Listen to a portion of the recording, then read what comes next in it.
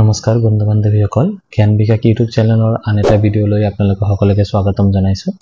আজি আমি ইণ্ডিয়ান কনষ্টিটিউচনৰ ওপৰত আন এটা ভিডিঅ' লৈ আহিছো। আমি সকলোৱে গম পাইছো যে ইণ্ডিয়ান কনষ্টিটিউচন কিদৰে ফৰ্ম হৈছিল, কিমান চনত এডপ্ট কৰা হৈছে, কিমান চনৰ পৰা এনেক্ট কৰা হৈছে। ইণ্ডিয়ান কনষ্টিটিউচনৰ ভাৰতীয় সংবিধানৰ ড্ৰাফটিং কমিটিৰ চেয়াৰমেন কোন আছিল আৰু কনষ্টিটিউচন এছেম্বলিৰ চেয়াৰমেন কোন আছিল, কনষ্টিটিউচন এছেম্বলি কেতিয়া স্থাপন কৰা কেতিয়া গঠন কৰা হৈছিল, এইবোৰৰ বিষয়ে আমি অলৰেডি এটা ভিডিঅ' আপলোড কৰিছো। যদি আপোনালোকে সেই ভিডিঅ'টো চোৱা নাই কাইণ্ডলি গৈ সেই ভিডিঅ'টো চাই ল'ব,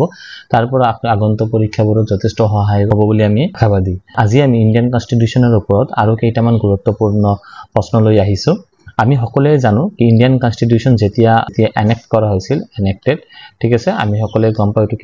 কিমান তাৰিখত হৈছিল, 26 জানুৱাৰী 1950 হৈছিল, হয়নে? আৰু যেতিয়া ইণ্ডিয়ান কনষ্টিটিউচন প্ৰথমবাৰ কাৰণে গৃহীত কৰা হৈছিল, তেতিয়া ইণ্ডিয়ান কনষ্টিটিউচনৰ কেইটা আৰ্টিকেল আছিলে আমি সকলোৱে গম পাওঁ, 395 আৰ্টিকেল, 22 পাৰ্টছ আৰু 8টা শেডিউল আছিলে, 8 শেডিউলছ, ঠিক আছে, এইকেইটা দিয়া আছিলে। কিন্তু এট প্ৰেজেণ্ট বৰ্তমান এইটো কথা প্ৰশ্ন দিয়া নাই, মই জাষ্ট খালি আপোনালোকৰ আইডিয়া দিয়াটো কাৰণে লিখিছো। এট প্ৰেজেণ্ট এইটো আৰ্টিকেলটো এতিয়া বাঢ়ি পেলাই কিমান হৈছে, 448 কি হৈছে, 448 আৰ্টিকেল হৈছে, মনত থাকিবনে? 448 আৰ্টিকেল হৈছে। পাৰ্ট 2 ইনক্ৰিজ হৈছে, এতিয়া আগতে আছিল 22টা পাৰ্ট, এতিয়া কিমান হৈছে 25 পাৰ্টছ হৈছে। আৰু শেডিউল আগতে আছিলে 8টা আৰু এতিয়া শেডিউল কিমান হৈছে, 12টা শেডিউল হৈছে। আৰু বৰ্তমানলৈকে ভাৰতৰ সংবিধানটো কিমান বাৰ মানে এমেণ্ডমেণ্ট কৰা হৈছে, সংশোধন কৰা হৈছে, 105 বাৰ, 105 টাইমছ, ঠিক আছে, মনত থাকিবনে এইখিনি কথা? তো মই ইয়াতে কি আলোচনা কৰিলো, ইয়াতে মই ক'লো যে যেতিয়া ভাৰতৰ সংবিধানটো প্ৰথমবাৰৰ কাৰণে গৃহীত কৰা হৈছিল তেতিয়া আৰ্টিকেল আছিল 395, এতিয়া সেইটো বাঢ়ি পেলাই কিমান হৈছে 448। যেতিয়া গৃহীত কৰা হৈছিল তেতিয়া পাৰ্ট আছিল 22, এতিয়া পাৰ্ট হৈছে 25। আৰু যেতিয়া গৃহীত কৰা হৈছিল তেতিয়া শেডিউল আছিল কিমান, অনুচ্ছেদ কিমান আছিলে, 8টা আছিলে, এতিয়া অনুচ্ছেদ কেইটা হৈছে, 12টা হৈছে। এইখিনি কথা আপোনালোকৰ মনত ৰখা বহুত দৰকাৰী বুলি ভাবো মই। আৰু বৰ্তমানলৈকে ভাৰতৰ সংবিধানটো কিমান বাৰ এমেণ্ডমেণ্ট কৰা হৈছে, 105 টাইমছ। তো এতিয়া আমি পলম নকৰাকে আজিৰ এই ভিডিঅ'ৰ প্ৰথম কুৱেশ্যনটোৰ ফালে আগবাঢ়ো। আমাৰ এই ভিডিঅ'ৰ প্ৰথম কুৱেশ্যনটো হৈছে the governor of a state, ঠিক আছে। তো কি কৈছে ইয়াতে, the governor of a state is appointed by the president on the advice of the, এখন ৰাজ্যৰ ৰাজ্যপালক ৰাষ্ট্ৰপতিয়ে কাৰ নিৰ্দেশ মৰ্মে কি কৰে, এপইণ্ট কৰে, নিযুক্তি দিয়ে। তো অপশ্যন কেইটা দিয়া আছে, ইয়াতে কি আছে, prime minister, vice president, chief minister আৰু চিফ জাষ্টিছ। তো কৈছে যে যেনেকুৱাকৈ আমাৰ অসমৰ যোনজন আমাৰ গভৰ্ণৰ আছে, তো গভৰ্ণৰক কোনে এপইণ্টমেণ্ট দিছিলে, প্ৰেচিডেণ্টে এপইণ্টমেণ্ট দিছে। এইটো আমি সকলোৱে গম পাওঁ যে গভৰ্ণৰক এপইণ্টমেণ্ট কোনে দিয়ে, ৰাষ্ট্ৰপতিয়ে দিয়ে। কিন্তু কাৰ আদেশ মৰ্মে, কাৰ এডভাইচত দিয়ে, এইটো অপশ্যন কেইটা দিয়া আছে। আৰু আমাৰ কাৰেক্ট অপশ্যনটো হ'ব অপশ্যন নম্বৰ এ, প্ৰাইম মিনিষ্টাৰ। নেক্সট কুৱেশ্যনত আছে the president gives his resignation, ৰাষ্ট্ৰপতিয়ে নিজৰ পদত্যাগৰ পত্ৰ কাৰ ওচৰত দাখিল কৰে, ইয়াতে আছে চিফ জাষ্টিছ, পাৰ্লিমেণ্ট, প্ৰেচিডেণ্ট আৰু প্ৰাইম মিনিষ্টাৰ। তো কাৰ ওচৰত এইটো দাখিল কৰিব, এইটো দাখিল কৰিব অপশ্যন নম্বৰ চি, ভাইচ প্ৰেচিডেণ্টৰ ওচৰত। তো প্ৰেচিডেণ্টে মানে ৰাষ্ট্ৰপতিয়ে যেতিয়া নিজৰ পদত্যাগ পত্ৰ দাখিল কৰিব লগা হয়, তেতিয়া ৰাষ্ট্ৰপতিয়ে নিজৰ পদত্যাগ পত্ৰটো কাৰ ওচৰত দাখিল কৰে, ভাইচ প্ৰেচিডেণ্ট মানে উপ ৰাষ্ট্ৰপতিৰ ওচৰত দাখিল কৰে। আৰু এইটো আমাৰ আৰ্টিকেল কিমানত উল্লেখ কৰা আছে, 61ত আমাৰ কি আছে, প্ৰেচিডেণ্টৰ ৰিমুভেলৰ কথাবিলাক লিখা আছে। তো আৰ্টিকেল কিমানত আছে, আৰ্টিকেল 61ত। নেক্সট আছে for what period does the vice president of India hold the office, কিমান দিনৰ কাৰণে ভাইচ প্ৰেচিডেণ্টে মানে উপ ৰাষ্ট্ৰপতিয়ে কি কৰে, নিজৰ নিযুক্তিপ্ৰাপ্ত হৈ থাকিব পাৰে। তো অপশ্যন কেইটা দিয়া আছে আৰু আমাৰ কাৰেক্ট অপশ্যনটো হ'ব option number A, 5 years. Next আছে who among the following hold office during the pleasure of the president, প্ৰেচিডেণ্টৰ মানে সন্তুষ্টি মৰ্মে মানে নিযুক্ত হৈ থাকিব পাৰে। তো ইয়াতে অপশ্যন কেইটা দিয়া আছে আৰু আমাৰ কাৰেক্ট অপশ্যনত কি হ'ব, option number A, governor. Article 156ত এই কথাখিনি উল্লেখ কৰা আছে। Which of the following is not true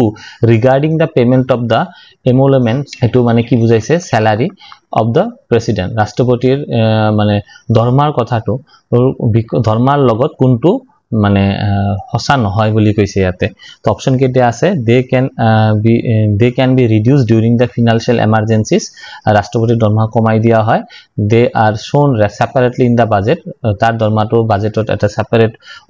সেপাৰেটলি maintain কৰা হয় they are just contingency fund and do not require any parliamentary section তো ইয়াৰ কোনটো কথা উল্লেখ কৰা they are charged on the contingency fund এই কথাখিনি আমাৰ হসা নহয় বুলি কৈছে it is not the true এতিয়া আমি কন্টিনজেন্সি ফান্ড বুলি কলে আমি গম পাও যে আমাৰ দেখত গভৰ্নমেন্ট ফান্ড বুলি কলে তিনটা ফান্ডৰ কথা উল্লেখ হয় এটা হৈছে কনসলিডেটেড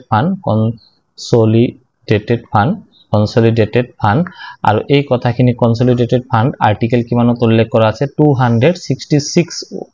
ওয়ানত আছে কন্টিনজেন্সি ফান্ড to quote উল্লেখ কৰা আছে আৰ্টিকেল 267 আৰু এটা কি আছে 67(1) আৰু আছে এটা পাবলিক ফান্ড আৰু পাবলিক একাউন্টস তাৰ মানে পাবলিক একাউন্টস আৰু এটো কথা উল্লেখ কৰা আছে আৰ্টিকেল 266 sub 2 তো এই কথাখিনি উল্লেখ কৰা আছে নেক্সট আছে the total number of members nominated by the president to the Lok Sabha and Rajya Sabha তো কি কৈছে লোকসভা আৰু ৰাজ্যসভা মিলি পেলাই টোটাল ৰাষ্ট্ৰপতিয়ে কিমানজন মানে সদস্যক নিযুক্তি দিব পাৰে লোকসভা আৰু Rajya Sabha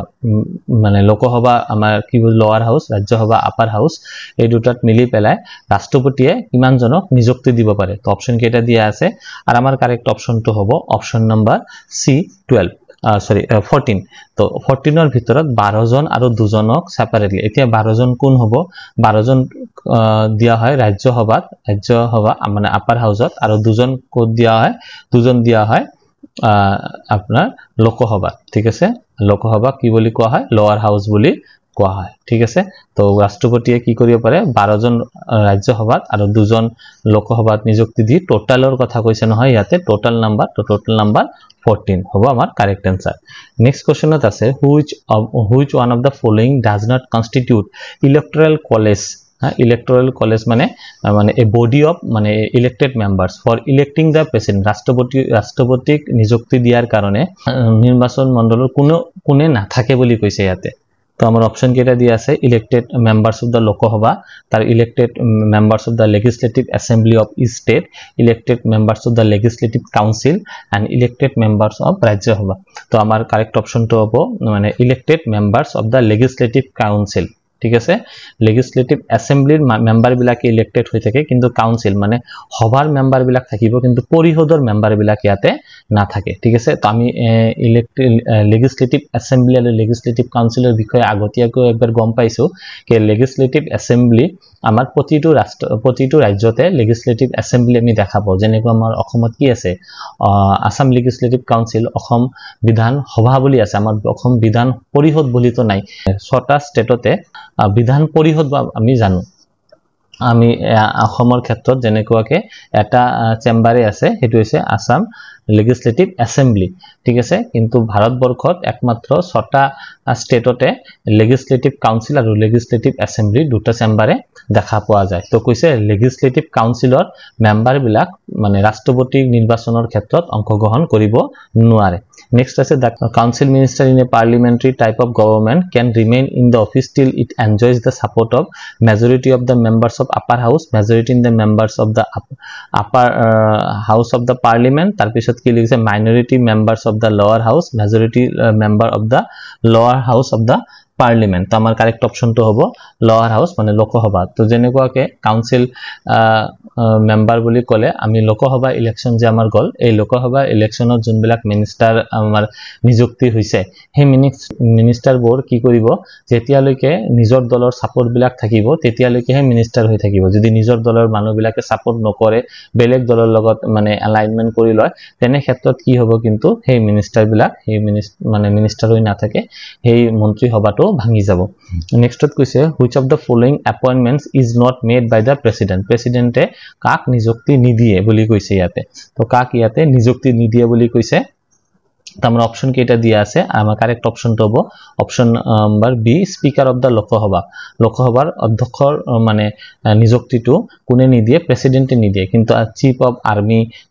chief justice of India chief of air force এবোৰৰ নিযুক্তি কোনে দিয়ে ৰাষ্ট্ৰপতিয়ে দিয়ে কিন্তু স্পিকাৰ অফ লোকসভাৰ নিযুক্তিটো কোনে নিদিয়ে ৰাষ্ট্ৰপতিয়ে নিদিয়ে তেনেহলে প্ৰথম তেনেহলে কোশ্চেনটো হল যে লোকসভাৰ অধ্যক্ষৰ মানে এপইন্টমেন্টটো তাৰমানে নিযুক্তিটো কোনে দিয়ে এটো আপোনালোকে জানে হয়তো অল দা মেম্বাৰ্স অফ দা লোকসভাৰ যিমান কেইটা সদস্য আছে সদস্যই মিলি কি কৰে লোকসভাৰ অধ্যক্ষ নিযুক্তি দিয়ে Next question আছে who appoints the prime minister of India ভাৰতৰ prime minister কোনে appoint কৰে তো এটো আমি জানোই সকলে প্ৰেসিডেন্টে appoint কৰে next আছে the first women governor ঠিক আছে প্ৰথম মহিলা ৰাজ্যপাল কোন আছিল ফ্ৰী ইন্ডিয়াত মানে স্বাধীন ভাৰতৰ প্ৰথম মহিলা ৰাজ্যপাল কোনে আছিল অপচন কেইটা দিয়া আছে আৰু আমাৰ কাৰেক্ট অপচনটো অপচন নম্বৰ সি মিসেস সৰোজিনী নাইডু তেও ওয়েস্ট বেঙ্গলৰ গভৰ্ণৰ আছিল আৰু কিমান বছৰ তেও গভৰ্ণৰ হৈ আছিল 11 ইয়াৰ্স ঠিক আছে মনত থাকিবনে 11 years next question আছে minimum age required to contest presidency ৰাষ্ট্ৰপতিৰ পদৰ কাৰণে minimum বয়স কিমান হ'ব লাগিব তো অপচন কেইটা দিয়া আছে আৰু কারেক্ট অপচনটো হ'ব 35 years minimum age তেনেহলে কিমান হ'ব 35 আৰু maximum no limit ঠিক আছে maximum ক্ষেত্ৰত no limit আৰু এই কথাকাৰ আৰ্টিকেল 58 ঠিক আছে আৰ্টিকেল 58 appointment of মানে eligibility of presidency ৰ কথা তাতে উল্লেখ কৰা আছে charge of impeachment against president of India president of ভারতীয় রাষ্ট্রপতির উপর যদি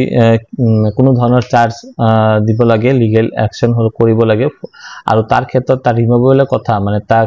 পদত্যাগৰ কথা যদি আহে তেনেহলে এটোৰ কাৰণে কোনে সাপোৰ্ট কৰিব লাগিব বোথ দা হাউস ঠিক আছে বোথ দা হাউসৰ কথা ইয়াতে কৈছে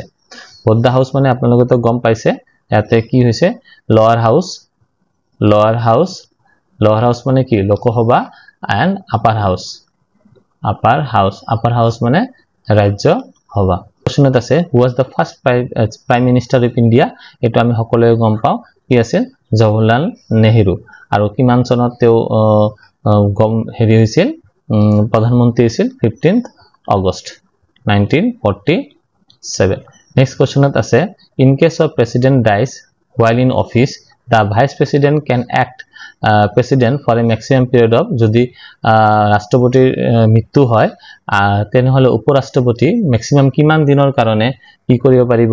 নিজৰ দায়িত্ব ৰাষ্ট্ৰপতিৰ দায়িত্বটো গ্ৰহণ কৰিব পাৰিব maximum period of 6 months next question আছে the union council of minister consist of কোন থাকে ইউনিয়ন মিনিষ্টাৰৰ ক্ষেত্ৰত ইয়াতে অপচন কেইটা দিয়া আছে আৰু আমাৰ কাৰেক্ট অপচনটো হ'ব অপচন নম্বৰ এ ক্যাবিনেট মিনিস্টাৰ তাৰ পিছত আছে মিনিস্টাৰ অফ স্টেট আৰু লিখা আছে ডেপুটি মিনিস্টার ঠিক আছে নেক্সট কোশ্চেনত আছে who administrate the oath of office to the president of the India before he enters upon the office ঠিক আছে administrate the oath of the to the president of India before he enters upon the office রাষ্ট্রপতিয়ে যেতিয়া নিৰ্বাচিত হয় ৰাষ্ট্ৰপতিৰ শপত গ্ৰহণৰ সময়ত কোনে সঞ্চালক কৰে অপচন কেইটা দিয়া আছে আমি সকলোৱে গম পাও কোন হ'ব চিফ জাস্টিস ঠিক আছে আৰু in the absence of chief justice যদি চিফ জাস্টিস না থাকে তেনেহলে কি হ'ব দা সিনিয়র মোস্ট জাজ অফ দা সুপ্রিম কোৰ্টৰ মানে মোস্ট সিনিয়ৰ জাজে কি কৰিব প্ৰেসিডেন্টৰ শপত গ্ৰহণৰ কাৰ্যটো সঞ্চালক কৰিব নেক্সট আছে হু among the following enjoys the rank of a cabinet minister of Indian Union option কেটা দিয়া আছে আমাৰ কারেক্ট অপশন হ'ব deputy chairman of the planning commission next আছে a person who is not the member of the parliament can be appointed as a minister by the president for a maximum period of কৈছে যদি পার্লামেন্টের সদস্য নোহোৱাকে ৰাষ্ট্ৰপতিয়ে কোনো এজন ব্যক্তিক মন্ত্ৰী হিসাবে নিযুক্তি দিব পাৰে কিন্তু কিমান দিনৰ কাৰণে ম্যাক্সিমাম 6 মান্থৰ কাৰণে নেক্সট আছে when can a president use his discretion in appointing the prime minister discretion অর্থ ইয়াতে কৈছে পাৱাৰ ৰাষ্ট্ৰপতিয়ে নিজৰ ক্ষমতা ইমপ্লিমেন্ট কৰিব পাৰিব যেতিয়া when no political party enjoys a clear majority in the Lok Sabha যেতিয়া লোকসভা ইলেকশনত কোনো পাৰ্টিয়ে মেজৰিটি সিট নাপায় শুনত আছে one of the features of distinguish the Rajya Sabha from the বিধান পৰিষদতকে ৰাজ্যসভা কিয় সেপাৰেট মানে এটা ডিস্টিংগুইশ ফিচাৰ মানে যোনটো তাক পৃথক কৰি ৰাখে এটো কি কোনটো আছিল তো অপশন কেটা দিয়া আছে আৰু নেক্সট কারেক্ট অপশন তো পাওয়ার অফ ইমপিচমেন্ট নেক্সট আছে chief minister of all the states আর ex officio members of the core member হয় চিফ প্ৰতিটো ৰাজ্যৰ চিফ মিনিস্টাৰ কিহৰ মেম্বাৰ বুলি কৈছে আৰু এটো কারেক্ট অপশন তো হ'ব ইন্টার স্টেট কাউন্সিল ঠিক আছে মনত থাকিব ইন্টার স্টেট কাউন্সিল নেক্সট আছে হু among the following has the final right to sanction the expenditure of public money in India এটো খৰচৰ কাৰণে কোনে স্যাংশন দিয়ে কোনে পাৰমিশন দিয়ে তো অপশন কেটা দিয়া আছে আৰু কারেক্ট অপশন তো option number B president next আছে which of the following is not an essential qualification for appointment as a governor হিসাবে রাজ্যপাল হিসাবে নিযুক্তি পোৱাৰ কাৰণে কোনটো এসেনশিয়াল মানে বাধ্যতামূলক কোয়ালিফিকেশন নহয় বুলি কৈছে ইয়াতে তো ইয়াতে অপশন কেটা দিয়া আছে আর আমাৰ কারেক্ট অপশন তো হ'ব option number B he should be domicile of the state to which he is being appointed হেতু নহয় যে সেই ৰাষ্ট্ৰৰে কি মানুহ হ'ব লাগে সেই ৰাজ্যৰে মানুহ হ'ব লাগিব তেনেকুৱা কথা নহয় নেক্সট আছে the president nominates 12 members of Rajya Sabha according to প্রেসিডেন্টে রাজ্য সভাত যে 12 জন আৰু লোকসভাত 2 জন সদস্য নিযুক্তি দিয়ে আৰু এই ৰাজ্য সভাৰ 12 জন সদস্য নিৰ্বাচন কিহৰ মতে হ'ব লাগিব according to কি হ'ব লাগিব তো অপশন কেটা দিয়া আছে আর আমার কারেক্ট অপশন তো option number D their distinction fields in the science art literature and social service আৰু দুজন যে লোকসভাৰ কথা কৈছিল দুজন লোকসভাতো নিযুক্ত দিব পাৰে হয়নে এটো কি হ'ব অ্যাংলো ইন্ডিয়ান নেক্সট আছে which article of the constitution empowers the president to appoint the commission to investigate the condition of backward classes in general and suggest the ameliorative measures কোনটো আর্টিকেল এইটো কথা উল্লেখ কৰিছে তো অপশন কেটা দিয়া আছে আর আমার কারেক্ট অপশন তো অপশন নাম্বার সি আর্টিকেল 340 নেক্সট আছে who can initiate impeachment proceeding against the president of India ভারতের রাষ্ট্রপতির যদি লগ জড়িত থাকা ইমপিচমেন্টৰ কথা যদি আহে তেনেহলে এটো কোনে পারমিশন দিব পারে তো ইয়াতে অপশন কেটা দিয়া আছে আর আমার কারেক্ট অপশন তো হ'ব আমি আগতেও কি কোশ্চেনটো পাইছো কোনে হ'ব either house of the parliament মানে রাজ্য সভা আৰু লোকসভা মিলি who was the member of the Rajya Sabha when the first appointment as the prime minister of India who was the member of the Rajya Sabha when first appointed as the prime minister of India Rajya Sabhar member কোন আছিল তো option কেটা দিয়া আছে আর আমার correct option তো option number D Indira Gandhi ঠিক আছে নেক্সট আছে what is the minimum age of appointment as a governor ৰাজ্যপালৰ নিযুক্তি পোৱাৰ কাৰণে নিম্নতম বয়স কিমান হ'ব লাগিব নিম্নতম বয়সৰ ইয়াতে কথা কৈছে কিমান হ'ব 35 ইয়াৰ্স আৰু আপাৰ এজৰ কাৰণে আপাৰ এজ যদি থাকে ম্যাক্সিমাম এজৰ কোনো লিমিট না থাকে নো লিমিট নেক্সট আছে the chief minister of a state is responsible to chief minister কোনো এখন ৰাজ্যৰ মুখ্যমন্ত্ৰী কাৰ ওচৰত দায়ী থাকিব এটো অপশন কেটা দিয়া আছে আৰ অপশন নাম্বাৰ হ'ব সি legislative assembly মানে বিধানসভাৰ ওচৰত নেক্সট আছে the administrative and operational control of the armed force is exercised by কোনে এটো চাই ইয়াত অপশন নাম্বার বি হ'ব ministry of defense নেক্সট আছে what is the position of the minister of state in central government কেন্দ্ৰীয় চৰকাৰত মানে কোন এখন ৰাজ্যৰ মন্ত্ৰীৰ কি স্থান থাকে তো অপশন কেটা দিয়া আছে আর আমার কারেক্ট অপশন তো হবে option number A he is the minister of central government but not a member of the cabinet মানে কেন্দ্রীয় সরকারেরও কি হয় মন্ত্রী হব পারে কিন্তু মেম্বার নহয় ক্যাবিনেটৰ মেম্বার নহব নেক্সট আছে who among the following directly responsible to the parliament for all the matters concerning to the defense service of India কোনে দায়ী থাকিব এটো defence minister how many times the president of India can seek re-election to his post কিমান বার ইচ্ছা কৰিলে presidentship খেলিব পারে এটো কারেক্ট অপশন 2 হ'ব option number D any number of time এতিয়া যদি কোশ্চেন আহে প্রেসিডেন্ট হৈ সবতকে লংগেস্ট সার্ভিস কোনে পাইছিল মানে কোনে বহুত বাৰৰ কাৰণে বেছি সময়ৰ কাৰণে প্ৰেসিডেন্ট হৈ আছিল তো অপশন হ'ব আমাৰ কাৰেক্ট অপশন হ'ব ৰাজেন্দ্ৰ প্ৰসাদ next question আছে who among the following has the power to form a new state within the union কাৰ এই ক্ষমতা আছে যে কি কৰিব পাৰে ভাৰতত আৰু নতুন ৰাজ্য বনাব পাৰিব অপশন কেটা দিয়া আছে আৰু কারেক্ট অপশন আছে অপশন নাম্বার বি প্রেসিডেন্ট রাষ্ট্রপতি is the prime minister bound to advise the president on the matter of which he advised south for মানে কৈছে যে প্ৰেসিডেন্টক সেই বিষয়ৰ ওপৰত এডভাইস মানে সেই বিষয়ৰ ওপৰত অৱগত কৰাৰ কাৰণে দায়ী থাকিব না নাই তো কাৰেক্ট অপশনটো হ'ব yes প্ৰেসিডেন্টে সেই কথাৰ ওপৰতে প্ৰাইম মিনিষ্টাৰৰ ওপৰত জেৰা কৰিব পাৰে নেক্সট আছে when the vice president officiate as a president he draws the salary of যেতিয়া ভাইস প্ৰেসিডেন্টে প্ৰেসিডেন্ট হিচাপে কাৰ্য সম্পন্ন কৰে তেতিয়া ভাইস প্ৰেসিডেন্টে মানে উপৰাষ্ট্ৰপতিয়ে নিজৰ স্যালাৰিটো কাৰ মতে মানে কি দৰে ওলাব পাৰে প্ৰেসিডেন্টৰ স্যালাৰি মতে লব পাৰে নেক্সট আছে who among the following can attend the meeting of union cabinet কোনে ইউনিয়ন ক্যাবিনেটৰ মিটিংত অংশগ্ৰহণ কৰিব পাৰিব তো অপচন কেটা দিয়া আছে আৰু কাৰেক্ট অপচনটো option number B cabinet minister who among the following has the constitutional authority to make rules regulation fixing the number of members of the UPSC Union Public Service Commissioner সদস্যৰ সংখ্যাটো কোনে fix কৰিব পাৰে তো option কেটা দিয়া আছে আৰু কাৰেক্ট অপচনটো অপচন নাম্বাৰ বি ৰাষ্ট্ৰপতি under whose advice the president of India declares emergency under article 352 কাৰ মতে প্ৰেসিডেন্টে ৰাষ্ট্ৰপতি emergency ডিক্লেয়াৰ কৰিব পাৰিব তো অপচন কেটা দিয়া আছে আৰু কাৰ অপচন কাৰেক্ট অপচনটো হ'ব অপচন নাম্বাৰ সি ক্যাবিনেট নেক্সট আছে who acts the president of India when neither the president nor the vice president is available যেতিয়া প্ৰেসিডেন্টও না থাকে আৰু ভাইস প্ৰেসিডেন্টও না থাকে তেতিয়া কোনজন ব্যক্তিয়ে ৰাষ্ট্ৰপতিৰ স্থান বা ৰাষ্ট্ৰপতি হিচাপে কাৰ্য কৰিব পাৰিব অপচন নাম্বাৰ বি হ'ব correct answer chief justice of India তাৰ পিছত লিখা আছে a proclamation of the emergency issued under article 336 must approved by the parliament within কিমান সময়ৰ ভিতৰত এটো কি কৰিব পাৰে এপ্ৰুভেল দিব লাগিব